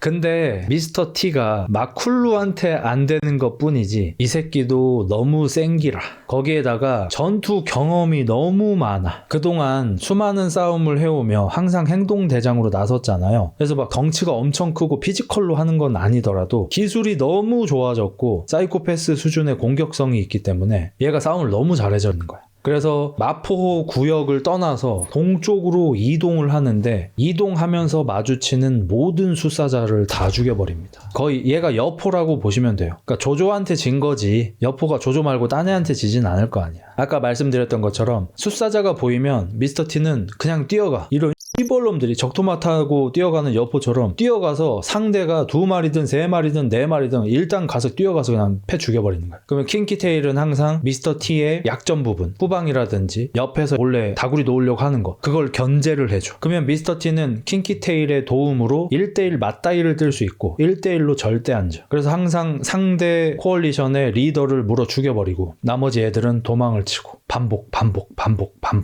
같이 하고 캐스카. 그래서 정말 놀랍게도 미스터 T하고 킹키테일이 동쪽으로 이동하고 나서 기존의 마포호가 점령했던 땅보다 더 큰 땅을 지배하게 됩니다. 근데 더 큰 땅을 지배했다고 해서 무조건 더 세다는 아니에요. 이게 성향이 좀 다른 건데, 마쿨루가 리더로 있는 마포호 A팀은 가장 알짜배기 땅, 그러니까 강남을 먹은 거야. 강남을 먹어서 돌아다니면서 수금, 짝짓기, 밥 먹기, 짝짓기, 밥 먹기 이걸 하는 거고, 이제 대항하는 숫사자 자체가 없어요. 그냥 여기는 파라다이스야. 근데 미스터 T랑 킹키테일이 있는 곳은 마포호한테 다 쫓겨난 애들이잖아. 그러다 보니까 얘들이 다 구역을 형성하고 있는데 미스터 T는 사실 구역을 먹고 싶은 게 아니고 싸움을 하고 싶은 거잖아. 계속 돌아다니면서 맞짱만 뜨는 거야. 진짜 바람의 파이터야 이 새끼는. 맞짱만 계속 떠. 그러니까 한 자리에 있지 않고 어차피 계속 이동하면서 맞짱만 뜨니까 구역은 당연히 넓어질 수밖에 없습니다. 그리고 존나게 웃겼던 게, 여기가 이제 구조상 서쪽은 산이에요. 산맥이야. 그러면 그 산맥 이후부터 가장 좋은 땅을 마포 A팀이 현재 먹고 있는 거고, 그러면 다른 숫사자 적들이 오른쪽에서 쳐들어올 수밖에 없는 구조거든요. 그러니까 미스터 T가 다른 숫사자들을 다 패 죽여놔가지고 마포호 A팀이 지배하고 있는 땅까지 적들이 오지를 않아. 이러니까 마포 A팀은 손 안 대고 코를 푸는 거야. 미스터 T는 몇 년 동안 계속 쌈박질만 하고 다니고. 근데 이제 문제가 좀 생기게 됩니다. 얘네들이 9살이 돼요. 얘들은 이제 10살, 마쿨루가 이제 뭐 12살 막 이래요. 다들 나이가 너무 많아졌어. 사실 얘들은 이미 원래대로라면 다른 숫사자들한테 이미 쫓겨나고 죽었어야 돼. 근데 미스터 T가 경쟁자를 다 죽여버려가지고, 뭐 얘들 자체도 세긴 하지만 늙었는데도 현재 편안하게 살고 있잖아요. 근데 문제가 그런 방파제 역할을 해주던 미스터 T와 킹키테일도 이제 9살이 돼버렸어. 이제 할아버지입니다. 사자 보통 10살에 죽어요. 야생의 숫사자는 보통 10살에 죽어요. 오래 살면 12살. 사람으로 치면 60대입니다. 60살 됐어. 싸움을 잘 하겠냐고. 잘했습니다. 그래서 아직도 한창 20대 30대 젊은 사자도 아직도 이겨. 그러니까 이 새끼들이 난놈들은 난놈들이야. 근데 문제가 여기에서도 조금 뛰어난 놈이 태어나 버려요. 여태까지는 평범한 사자들을 상대했다면 여기도 이제는 좀 뛰어난 놈이 태어나 버립니다. 마징길라니라는 코얼리션이 생겼고요. 4, 5세의 전성기 사자 5마리. 그리고 여기 리더가 좀 세요. 세. 얘들이 마포호 B팀이 점령하고 있던 곳보다 더 동쪽에서 있던 애들이고 거기에서 이쪽으로 오려면 강을 건너와야 하거든요. 얘들도 거기서 한 달까리 다 했어. 다 이기고 올라온 거야. 예선 다 이겼어. 이제 4강 치르러 온 거야. 강을 건너서 와서 미스터 T와 킹키테일, 이 오줌 냄새만 맡으면 나이 든 거 알거든요. 전립선 냄새가 고약하군. 냄새를 쓱 맡아보고 여기 늙은이들이 지배를 하고 있네. 개꿀이 노 하면서 이 마징길란이 안에서도 좀 호전성이 있던 애가 있을 거 아니에요. 이 중에서 좀 까불이, 좀 깝치는 애가 미스터 T 쪽으로 겁도 없이 다가갔어. 왜냐면 여태까지 진 적 없거든, 얘들도. 거기에다가 우리 대장 존나 세거든. 내가 좀 위험에 처해도 우리 대장 해줄 거야. 근데 이 새끼가 너무 신나가지고 너무 깊이 들어갔어요. 혼자서. 미스터 T하고 독대를 했고요. 순식간에 뒤집니다. 미스터 T한테 순식간에 제압을 당하고요. 미스터 T는 보통 사지를 다 못쓰게 만든 다음에 바로 죽이지 않고 냅두는 좀 그런 스타일이었는데, 그래서 움직이지 못하는 상태로 울부짖고 마징길라니의 나머지 4마리는 그것을 지켜만 보고 있었습니다. 왜냐하면 여기 리더도 마쿨루 스타일이에요. 희생시킨 겁니다. 이 마징길라니의 리더도 여기 심상치 않다라는 걸 느꼈고 가장 달리기가 빠른 친구를 보내서 전투력 측정을 시켰는데, 원래 살짝 간보고 돌아올 줄 알았는데 미스터 T가 늙었는데도 재빠르게 걔를 제압하는 걸 보고 아, 보통이 아니다. 나머지 사자들한테 움직이지 마. 버려. 포기한다. 그치만 아니, 버려. 보통이 아니야. 이마 까진 새끼 이상해. 미스터 T가 이름이 왜 미스터 T냐면 여기 머리가 없어요. 사자가 갈귀가 360도로 나 있잖아요. 이 새끼는 여기가 없어. 그래서 미스터 T거든요. 저 대머리 새끼 이상하다고. 그리고 이 마징길라니의 대장은 머리가 좋아서 걱정하지 마. 상대가 2마리인 걸 확인했다. 이 대장이 버리라고 한 이유가 이 미스터 T한테도 빠르게 제압을 당했잖아. 근데 상대 전력을 몰라. 어떻게 알아? 오늘 왔는데. 그래서 가만히 있어 일단. 이러다가 우리 다 뒤져. 라고 했어. 근데 계속 지켜보니까 숫사자가 2마리밖에 없는 거야. 그날 자정을 넘어 새벽에 나머지 4마리의 마징길라니가 미스터 T가 아닌 킹키테일 쪽으로 빠르게 급습을 하고요. 킹키테일은 옛날이었으면 좀 버텨봤겠지만 너무 나이가 들었고 또 미스터 T만큼 강력하진 않았기 때문에 4마리의 전성기 숫사자들한테 금방 제압을 당하고 마징길라니의 대장은 킹키테일의 척추를 부러뜨립니다. 척추가 부러져서 안진뱅이가 돼서 움직이지 못하고 괴로워하고 화를 내는 킹키테일. 그 이유는 미스터 T를 끌어들이기 위해서였습니다. 미스터 T는 꽤 멀리 있었어요. 왜냐면 점령하고 있던 지역이 너무 크니까 서로 약간 떨어져서 망을 보고 있어야 했거든요. 미스터 T가 자기 형제가 위험한 소리를 듣고 개같이 뛰어왔어요. 어떤 볼놈이 하고 뛰어왔는데 4마리의 사자들한테 급습을 당했고요. 미스터 T가 진짜 존나 세긴 한 게 살아남습니다. 약간 다치긴 했는데요. 살아남아요. 그래서 도망칩니다. 그 구역은 자연스럽게 마징길라니가 먹어갔고요. 미스터 T는 형제를 잃고 다시 마포호 A팀으로 복귀를 합니다. 그러니까 미스터 T가 진짜 세긴 해. 4대1을 살아남았어. 미스터 T가 마포호 A 구역으로 돌아오자 형제들은 미스터 T를 받아줬습니다. 이들도 이제 다 늙었고 그래서 전투력이 보탬이 되는 게 또 괜찮았을 수도 있고 그랬겠죠. 근데 더 큰 문제가 생겼는데요. 미스터 T는 안 그래도 성깔이 이상했는데 형제의 죽음 때문에 정신병이 걸려버렸고요. 이때 실제로 이제 이 마포호를 계속 지켜보던 되게 많은 동물 학자들 혹은 동네 주민들, 아프리카 사람들이 있었는데 엄청 유명한 코얼리션이어가지고 미스터 T가 정신병에 걸렸다고 말을 할 정도로 제정신이 아니게 되어버렸습니다. 그래서 자기 형제들의 새끼를 계속 물어 죽여버려요. 예전에 마쿨루는 이럴 때 미스터 T랑 맞다이를 떠서 제지를 시켰지만 마쿨루는 지금 12살이에요. 막을 힘이 없어요. 자기 새끼들이, 자기 조카들이 물려 죽이는 걸 지켜볼 수밖에 없었습니다. 이 당시 미스터 T가 얼마나 새끼 사자들을 학살을 많이 했는지 사탄이라는 별명이 생겼습니다. 그래서 나이가 너무 들어버린 형제들, 이제 거의 뭐 80세 노인이 된 마쿨루, 미스터 T가 마포호의 리더가 됩니다. 강남도 먹었고요. 하지만 문제는 마징길라니는 이전에 미스터 T의 구역이었던 동쪽을 거의 다 먹고 서쪽으로 진격을 해오고 있었습니다. 그러니까 사실상 이 마포호는 이제 과거의 영광만 남았지, 뭐 마징길라니를 포함해서 젊은 숫사자들이 쳐들어오는 거를 막을 힘이 아예 없어져 버렸죠. 그래서 땅을 점점 잃어갔고요. 프라이드도 점점 잃어갔습니다. 라스타와 드레드락이 쌍둥이였던 것 같습니다. 아까 헷갈렸는데 이 둘은 이런 상황을 받아들이지 못하고 무리를 떠나서 방황하기 시작했고요. 어느 순간 흔적도 없이 사라졌다고 합니다. 근데 이 사자들이 워낙 유명하기도 했고 보통 숫사자들은 흔적 없이 사라지는 경우가 잘 없다고 해요. 누구한테 죽임을 당하고 독수리나 하이 하이에나가 먹어도 사체가 남고 갈기를 먹질 않으니까 전문가들은 갈기를 보고 어떤 개체인지 알아내고 하니까 항상 흔적이 남기 마련인데 흔적도 없이 사라졌다고 하는 걸로 봐서 높은 확률로 사냥당했을 거라고 합니다. 밀렵. 왜냐면 이 마포가 너무 유명해서 이 사자들을 박제로 간직하고 싶어 했던 부자들이 좀 많았었고 그래서 이 둘이 사냥당해서 어딘가에서 박제가 되었을 거라고 예상하고 목격담도 좀 나왔다고 합니다. 그래서 이 둘이 죽고 킹키테일도 죽고 이제 3마리 남았죠. 프리티보이하고 미스터 T가 이미 12살이고 마쿨루는 그럼 이발 14살이네. 대박이네.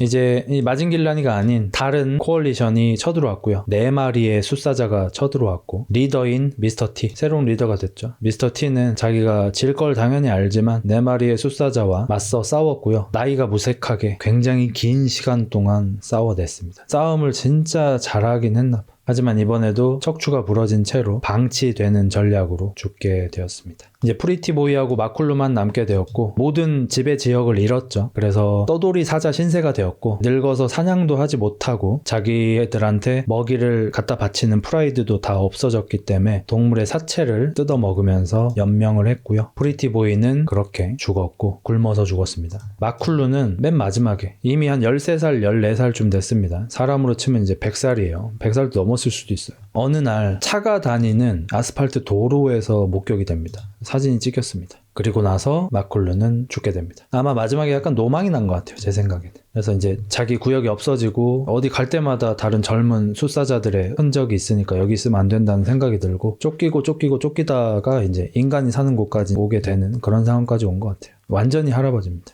그렇게 해서 마포호는 완전히 자취를 감추게 되고요. 참 아쉽게도 이들의 자식들이 있을 수 있잖아요. 근데 미스터 T가 다 물어 죽여가지고 수컷 후세들이 단 한 마리도 남지 않게 되었고요. 미스터 T도 짝짓기를 했겠지만 미스터 T가 오랫동안 지배하지 못하고 바로 마징길라니한테 뺏겼기 때문에 미스터 T의 새끼도 어차피 마징길라니한테 다 물려 죽었죠. 대신에 이제 암컷들은 좀 많이 살아남았고 여기 또 유전자가 좋았기 때문에 얘네들의 자식들인 암컷들이 프라이드를 이루어서 상당히 강력한 무리를 이뤘다고 합니다. 암컷은 또 암컷끼리 싸우니까. 하지만 참 아이러니하게도 자기 아버지와 삼촌들을 죽인 마징길라니의 리더의 아내가 되어서 새끼를 낳으면서 살아갔다고 합니다. 이게 숫사자들의 생이죠. 척추는 일부러 그러는 겁니다. 그래서 저도 참 사자들을 멋지게 생각했고 사자들이 참 양아치라고 생각했는데 이렇게 보면 암사자보다 과연 나은 생인가? 저는 서로 다 힘든 것 같아요. 암사자들은 새끼를 낳아서 먹여 살려야 하는 거 그리고 남편이라는 새끼는 한량이어가지고 일도 안 하고 맨날 돈 가져와하고 술만 처먹는 그런 생을 살아야 하는데 숫사자들은 태어나서 죽을 때까지 전쟁만 해야 돼요.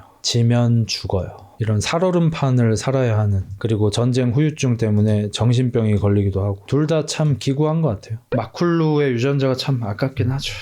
와, 인간인 거 너무 감사해. 나 오늘도 지금 맘스터치 햄버거 처먹고 콜라 먹고 내가 지금 나가서 무슨 누구와 전쟁 싸움을 목숨 걸고 싸울 이유도 필요도 없고 내가 지금 와이프가 있는데 어떤 남자 새끼가 나한테 와서 도전장을 내밀고 내가 지면은 내 자식이 죽임을 당하고 내 와이프는 그 남자한테 정이 나가지고 짝짓기를 하고 있고 이런 꼴을 어떻게 봐. 근데 이게 숫사자의 기본 인생인 거야. 근데 여러분 심지어 짝짓기를 해본 거는 이미 상타치 숫사자예요. 평균의 숫사자들도 죽을 때까지 짝짓기 한 번도 못해요. 이제 여기에 전설의 사자 한 마리만 소개해드리고 마무리하도록 하겠습니다. 역사상 최강의 사자라고 불리는 2007년부터 2021년까지 무려 14년을 산 마쿨루보다 더 강력했던 소문이긴 합니다. 정확하게 측정된 건지는 모르겠는데 400마리의 하이에나와 130마리의 숫사자를 죽인 하마와 악어까지 쫓아낸 전설적인 사자 이름은 스카페이스, 흉터난 얼굴. 어린 시절에 아직 성체가 되기 전에 성체 숫사자와 맞다이를 뜨다가 봉사가 되진 않았습니다. 시력은 보입니다. 근데 이제 요거는 나중인 것 같고 눈을 공격당해가지고 눈 한쪽이 이렇게 됐어. 보이긴 보입니다. 하우도는 아닙니다. 이 상태로 무려 14년 동안 군림한 사자들의 왕. 단 한 번도 싸움에서 지지 않았습니다. 죽을 때까지 무패. 유일무이. 그러니까 그 마쿨루조차도 말년에는 싸움을 피해서 도망쳐서 폐지 줍다가 죽었잖아요. 근데 이 스카페이스는 죽을 때까지 단 한 번도 싸움에서 지지 않았습니다. 전성기에 올라가고 나서. 이 명성이 너무 악랄하고 포악해서 당연히 얘도 말년에는 자기 구역을 뺏겼습니다. 14살이 되었을 때 사람으로 치면 나이가 한 120살쯤 된 거예요. 자기 구역을 뺏겼는데 자기 구역을 뺏은 숫사자들이 스카페이스가 무서워서 공격하지 않고 그냥 자연사할 때까지 그 구역에 있도록 냅뒀습니다. 유례가 없는 일입니다. 사자들은 무조건 자기 구역을 지키고 우리 패거리가 아닌 숫사자가 우리 구역에 있으면 반드시 쫓아내거나 죽이죠. 근데 스카페이스가 위세가 너무 어마무시했고 너무 악명이 높았고 너무 무섭고 빡셌기 때문에 자기들 구역에서 그냥 늙어 죽을 때까지 냅둬서 이분 자연사하셨습니다. 동물원이 아닌 야생의 사자로서 거의 유일무이하게 14살에 자연사한 사자의 왕. 폭상이네. 근데 이 사자 말년을 제가 아까 영상으로 좀 봤는데 이제 할아버지가 됐잖아. 제대로 일어서지도 못하고 잘 먹지도 못하고 어차피 이빨도 없어 이제. 너무 말라서 엉덩이 뼈가 막 다 보여요. 이거 사실 누가 와서 막타만 치면 되잖아. 근데 그 어떤 사자도 와서 막타를 안 쳐. 심지어 뭐 하이에나, 표범 뭐 많잖아. 이상한 애들. 들개도 있고 뭐 많잖아. 아무도 와서 막타를 안 쳐. 얼마나 개빡세게 살았는지. 그리고 얘가 좀 멋있는 게 뭐냐면 얘는 털 색깔이 좀 특이해. 검정색 털이 많이 들어가 있어. 지금 정면에는 좀 노랗잖아요. 요 옆에랑 뒤에 보면 털이 까만색이 엄청 많이 들어가 있어요. 아시안이었던 것 같아. 간지예요. 그래서 이제 라이온킹의 현신이다 이런 얘기를 좀 들었죠. 한 번도 안 지고 죽은 유일한 사자가 아닐까 싶어요. 막판엔 다 죽을 수밖에 없으니까. 이름도 너무 멋있잖아. 스카페이스. 스카페이스 영화도 있는데 알파치노 주연의 마피아 영화입니다. 요게 이제 아마 한마바퀴에 하야나마 맞죠? 그 악력 센 애. 아마 걔 모티브일 것 같아요. 그리고 개인적으로는 베르세르크에서 그 대제 있잖아. 대제도 약간 이 모티브가 아닌가 싶어요. 가니슈카. 라이온킹 얘기도 이제 잠깐 해보자면 라이온킹의 아빠가 왕이었잖아요. 그리고 라이온킹의 형제, 그러니까 동생이 스카가 어디 이상한 데에서 하이에나들이랑 막 지내고 있었잖아. 먹이가 풍부하지 않은 곳에서. 근데 이제 왕이 자기 후계자로 자기 애를 이렇게 후계자를 물려주려고 하니까 스카가 자기 형을 물소무리에 던져서 죽여버리고 자기가 왕이 올랐고 이제 주인공은 쫓겨나잖아요. 근데 이런 것들이 너무 당연했던 건 거죠. 스카 입장에서는 내가 형한테 지는 건 맞는데 아니 씨발 조카한테 이걸 물려준다고? 물려주는 게 어딨어. 씨발 사자 사이에서 싸움 잘하는 새끼가 먹는 거지. 그래서 형을 죽이고 왕이 된 거고 주인공 사자 입장에서도 내가 지금은 삼촌 못 이겨. 너 두고 봐. 너 늙으면 보자. 하고 떠나서 티몬하고 푼바랑 살면서 덩치 커질 때까지 기다렸다가 딴 데 프라이드에서 암사자 만나서 쉐끼도 좀 하다가 다시 이제 강남으로 돌아와서 어이 삼촌 어이 히샤시부리 맞다이 떠가지고 이기고 다시 왕 된 거 아니에요. 이게 숫사자의 당연한 일생인 겁니다. 이게 스카가 뭐 나쁠 것도 없고 누가 정의로울 것도 없고 그냥 숫사자의 인생인 거야. 이게 보증인 거야. 그래서 지금 생각해보잖아. 스카가 나쁘지도 않아 사실. 머리가 좋은 거지 오히려. 어쨌든 짝짓기 해봤잖아. 수양대군이랑 다를 자가 없는데 다를 게 없다고? 수양대군은 이겼고 스카는 어쨌든 결국 졌죠. 조카한테 졌죠. 저 이제 개인적으로 제가 어렸을 때 엔딩을 본 게임이 그렇게 많지 않아요. 제가 약간 게임에 ADHD가 있어서 좀 엔딩을 잘 못 보거든요. 새로운 게임하고 막 이러는데 아니면 엔딩 본 건 했던 것도 하고. 근데 그때 어렸을 때 라이온킹 게임이 있었어요. 스페이스바가 점프인가 해가지고 막 기린 머리 뛰어넘고 싸우는 막 이렇게 A키 누르면 싸대기 후리고 막 이랬던 게임이 있는데 그거를 제가 어찌어찌 끝까지 갔어요. 게임이 난이도도 꽤 있는데 운이 좋았나 봐. 내가 그런 게임을 잘하진 못했었거든. 끝까지 갔는데 어디 돌산에서 스카하고 1대1 맞다이예요. 라이온킹 게임 처음 시작하면은 주인공 이름 뭐냐? 레오냐? 심바? 걔가 원래 새끼야. 새끼인데 미션 클리어 해나갈 때마다 조금씩 커져가지고 마지막쯤 되면 완전히 성체가 되거든요. 마지막에 심바하고 이제 스카가 1대1 맞다이를 뜨는데 처음엔 내가 좀 몇 번 죽다가 계속 해보니까 이제 익숙해져가지고 내가 완전 제압을 했어. 그 싸우면은 체력 게이지가 떨어지면은 스카가 좀 느려지거든요. 공격도 잘 안 하게 되고 내가 막 존나 제꼈는데 아니 안 죽어 끝나지가 않아. 그러니까 P1에서 안 없어지는 거야. P0이 돼야지 뒤지는 건데 P1에서 계속 버티는 거야. 그래서 내가 그거를 진짜 정확한 시간은 기억은 안 나는데 내 체감상 진짜 한 30분은 주워 팬 것 같아. 이미 P1밖에 안 남은 새끼를. 왜 안 끝나 씨발 이러면서 막 계속 하고 있어서 승질 존나 나가지고. 근데 그 게임에 레슬링 기술이 하나 있었어요. 양 앞발로 잡아서 뒤로 이렇게 던지는 기술이 있었거든. 그거 던지면은 상대가 넘어지면 가서 이제 싸대기 후리는 약간 이런 거였는데 싶은 거야. 그 돌산이 절벽이 있어요. 거기서 걔를 잡아서 절벽 밑으로 던지면 엔딩인 거야. 그걸 내가 몰라가지고 30분 동안 삽질을 하고 있었잖아. 어쨌든 아빠의 복수를 미러링을 하는 거죠. 돌산에서 삼촌을 잡아서 확 집어 던지면 절벽에서 확 떨어지고 엔딩이 나옵니다.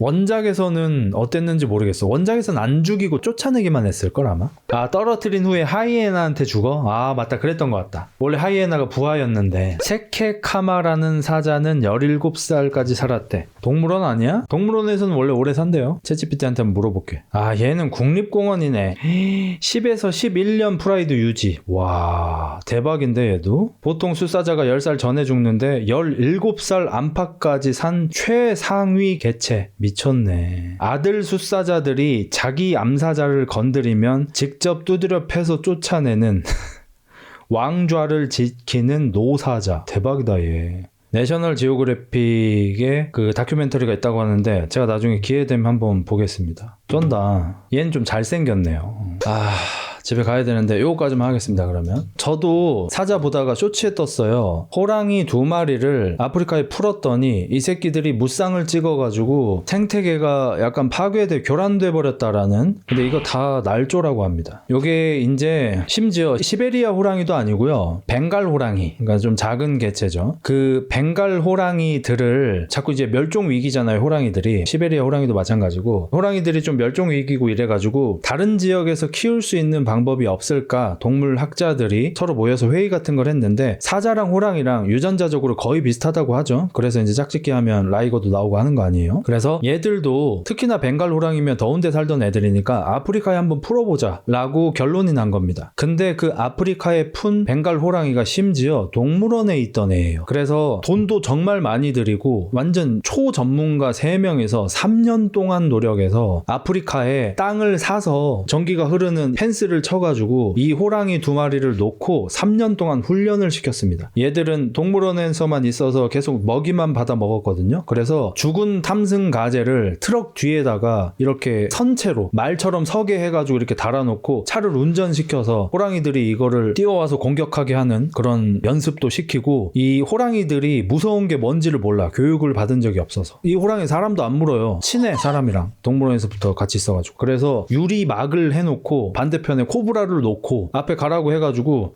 이게 뭐노 하다가 그 코브라가 독침을 쏴가지고 오 하고 놀래서 도망가고. 근데 유리로 막혀있으니까 살았지. 걔 원래 봉사되는 거예요. 원래 죽는 거야. 방금 죽은 거예요 원래. 그리고 악어가 무섭잖아. 근데 물을 그냥 아무렇지도 않게 처먹으니까 악어가 뭔지 알려주기 위해서 악어 모형을 만들어가지고 혹은 악어의 사체로 이거 무서운 거임 이렇게 교육을 시켜주고, 하마도 마찬가지로 교육시켜 3년을 교육시켰어요. 그게 이제 다큐멘터리로 있는데 그 부분에서 이제 그 호랑이들이 멋있게 뛰어가는 장면, 탐승 가재를 사냥하는 장면, 악어를 제압하는 장면, 심지어 악어 죽은 악어인데 그 다음에 뭐 산악어도 사냥 성공한 적도 있긴 하지만 하마 공격하는 장면, 이걸 짜집기 해가지고 쇼츠로 아프리카에다 호랑이 2마리 풀었더니 아주 그냥 무쌍을 찍어서 다시 회수했음 이렇게 날조를 한 거예요. 그런 적 없습니다. 물론 시베리아 호랑이가 사자보다 싸움을 더 잘해요. 근데 그렇다고 해서 시베리아 호랑이가 아프리카 간다고 무쌍을 찍는 건 아니잖아요. 유튜브에 가젤이 호랑이한테 덤비는 건 뭐임? 뭐야. 그런 일 많아. 우리가 보는 거는 우리가 보고 싶은 것만 보여주는 거예요. 호랑이 쥐어 터지는 거, 사자 쥐어 터지는 거, 코끼리 쥐어 터지는 거 많아요. 왜 이렇게 호혐함? 아니, 호혐이 아니고 시베리아 호랑이가 지금 제일 센 게 맞아요. 왜냐면 사자종 중에서 뭐 케이프 라이언이랑 뭐 해가지고 엄청 셌던 사자 2종이 있는데 그 2종이 하나는 완전 멸종, 하나는 사실상 멸종 뭐 이래요. 그게 멸종된 게 그 로마에서 맨날 잡아다가 사냥하고 클레오파트라가 선물로 자꾸 주고 막 이래가지고 다 죽었어요. 그리고 세니까 그 사냥꾼들이 와가지고 센 사자 죽이고 싶어가지고 그 존나 컸던 사자들이 있는데 걔들이 다 죽었어. 다 멸종했어. 근데 호랑이 중에서 큰 개체는, 호랑이도 이제 그 길었던 거 걔는 없어졌잖아. 시베리아 대오는 호랑이 중에서도 되게 컸던 건데 걔는 아직 남아가지고 호랑이가 사자보다 싸움 더 잘하는 건 맞아. 근데 그렇다고 해서 시베리아 대호가 아프리카에 간다고 1등을 먹는 건 아니야.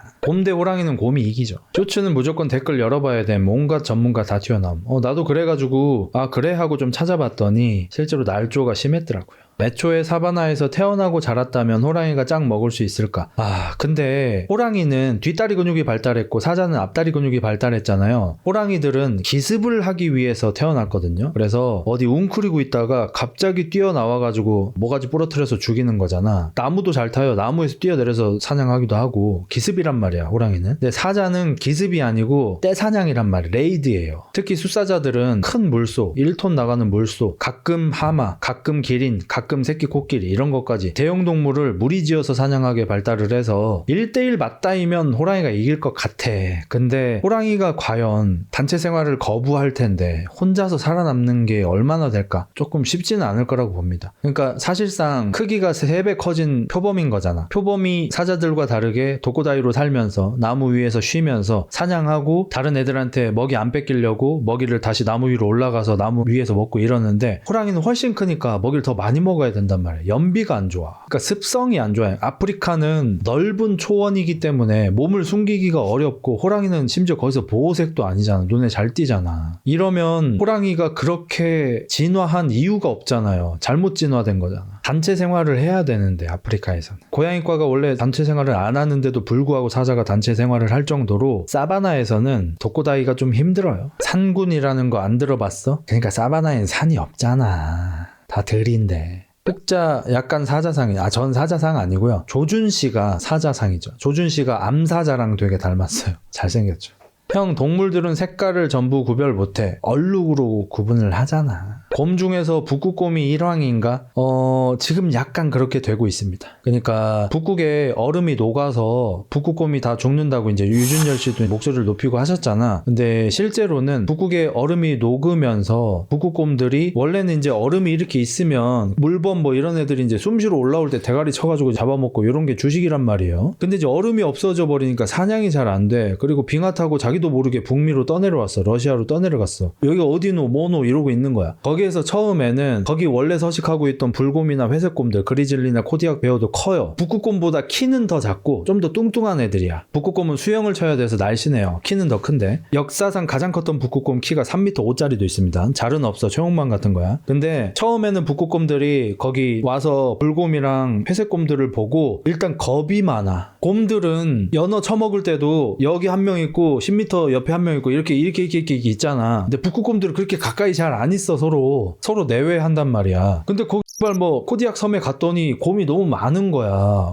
약간 아이인데 극아이인데 이거 뭐노 하면서 도망다니고 이랬단 말이야. 근데 북극곰이 배가 고프니까 모르겠다 이러면서 자기도 강에서 줄 서가지고 연못에서 줄 서서 연어를 먹기 시작한 거야. 처음에는 불곰이랑 그리즐리가 이 사연 새끼 뭐노 저리 꺼져 이 새끼야 여기가 어디라고 이렇게 했는데 먹이가 풍부한 시기가 있잖아. 연어가 막 올라오잖아. 연어 먹기 바빠요. 한창 많을 때는 눈깔만 먹고 버려요. 눈깔 먹고 배 뜯어 먹고 버려요. 두입 먹고 버려. 두입충이야. 배돼지에는 내장하고 알이 있으니까 먹고 눈깔에 이제 영양분이 많으니까 눈 먹고 배돼지 먹고 버려. 이래. 북극곰이 옆에 가서 슬슬 이렇게 주워 먹다가 오이시 물개보다 맛있을지도 이러고 있다가 나도 좀 해볼까 하고 이제 옆에 줄 서가지고 이제 같이 이렇게 먹은 거야. 먹다 보니까 씨발 체중이 불었어. 그러니까 한국인인데 미국에 가서 갑자기 살게 됐어. 빙하 타고 눈 떠보니까 미국이야. 미국에서 자꾸 햄버거하고 소시지를 줘가지고 먹다 보니까 살이 쪘어. 그래서 북극곰이 원래 골격은 좋잖아. 근데 수영하려고 그리고 척박하니까 날씬했던 거야. 근데 거기서 연어를 쳐먹으니까 뻘컵이 돼버린 거야 얘가. 지금 북극곰이 불곰하고 회색곰보다 등치가 더 커졌어요. 그리고 학습해가지고 이제 사냥도 잘해. 거기에다가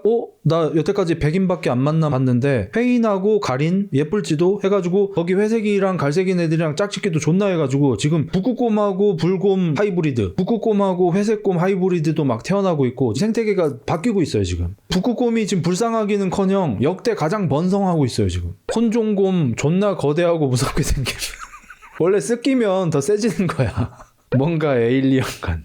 어쨌든 뭐 곰은 다음 시간에 한번 해보도록 하죠. 오늘 요거 사자 이야기가 생각보다 분위기가 좋아서 한번 동물의 왕국 이어가 보도록 하겠습니다. 다행이다. 우리 주위에는 곰 보기 힘들어서. 그 일본에 지금 곰 날린 거 아시죠? 그것도 이제 합쳐가지고 좀 한번 해봅시다. 참고로 일본에 있는 곰이 성질이 더럽습니다. 그런 거 보면 참 신기해. 시바견도 성격이 더럽잖아. 귀엽게 생겼는데 일본의 곰이 성격이 더러워요. 우리나라에 있는 그 반달곰 있잖아. 걔들은 좀 순하거든. 나 그 어렸을 때 봤던 것 중에 지리산에다가 이제 반달곰을 푸는 그런 걸 했어요. 근데 얘들이 동물원에 있다가 풀려나니까 여기 적응을 잘 못해. 사냥을 자꾸 실패하는 거야. 그러니까 자꾸 절에 와가지고 항아리를 열고 자꾸 막 스님이 먹으려고 놔둔 새우젓갈이나 이런 걸 막 처먹으니까 스님이 처음에는 조금 무서워했다가 너무 화가 나시니까 스님한테 허락된 단백질이 새우젓밖에 없단 말이야. 그거를 자꾸 처먹으니까 화가 너무 나가지고 스님이 다큐멘터리에 나온 건데 야 이놈아 이러면서 막 빗자루 들고 쫓아가면은 반달가슴곰 곰 중에서 작은 거지 사람 중에서는 존나 크잖아. 그 새끼가 아이쿠야 이거 놀래 도망가고 막 그랬던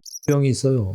그래서 한국에 있는 곰들은 좀 귀여워. 근데 일본 곰은 전 세계 곰 중에서 압도적으로 사람을 가장 많이 죽입니다. 잭스님 좀 쳤다. 어쨌든 뭐 다음 시간에 그러면 곰 한번 해보죠. 우리나라 동물 특 귀여운데 다른 나라만 가면 무쌍. 요새 가물치랑 이잉어랑 지금 난리더라 지금. 이잉어가 지금 북미를 또 점령하고 있대요 여러분. 우리는 이잉어가 귀해요. 이잉어 비싸요. 옛날에 임산부들이 데려 먹었고 아프신 노모한테 데려주고 이러면 효도했단 말이야. 그래서 이잉어는 다 잡아 처먹었단 말이야. 근데 서양 사람들은 가시가 많은 걸 싫어해. 통살을 좋아해. 거기에다가 민물고기는 이제 흙냄새랑 이런 게 나가지고 서양 사람들이 싫어해. 그래서 이잉어를 안 먹어. 이잉어가 지금 난립니다 북미에서. 지금 그래서 존나 잡아서 땅에 다 묻고 있어요. 죽이려고. 우리 참개도 지금 유럽 지배하고 있고 그러니까 우리 참개도 먹는단 말이야. 걔들 안 먹으니까 그걸 왜 먹어 킹크랩 먹지. 근데 대신 비료로 이제 뭐 쓴다고 하는 것 같긴 하더라고. 말벌은 참 희한하게 원래 애지간한 동식물이 서양 쪽이 더 크잖아요. 벌만 아시아 벌이 제일 커요. 말벌 풀네임이 아시아 말벌일 거예요 아마. 아시아 말벌이 한국하고 일본에 이제 특히 많이 있는데 걔네들은 못 돼요 진짜. 말벌은 진짜 안 돼요 여러분. 말벌 보면 무조건 도망가죠. 진짜 안 돼. 말벌 집 발견했다고 애플킬러 챙겨 병하지 마시고 무조건 도망가죠. 진짜 안 돼 말벌은. 미국 말벌 드론으로 다 퇴치함. 어쨌든 오늘 방송 봐주셔서 고맙고 오야스미나 사이 잘 자요.